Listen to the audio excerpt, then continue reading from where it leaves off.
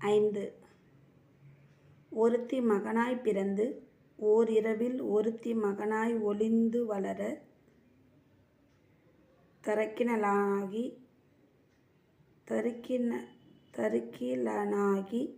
தான் தீங்கு நினைத்த கருத்தை பிழைப்பித்து கஞ்சன் வயிற்றில் நெருப்பென்ன நின்ற நெடுமாலே உன்னை அருந்தித்து வந்தோம் பறை தருகியாயில் திருத்தக்க செல்வமும் சேவகமும் யாம்பாடி வருத்தமும் தீர்ந்து மகிழ்ந்தேலோர் எம்பாவாய்.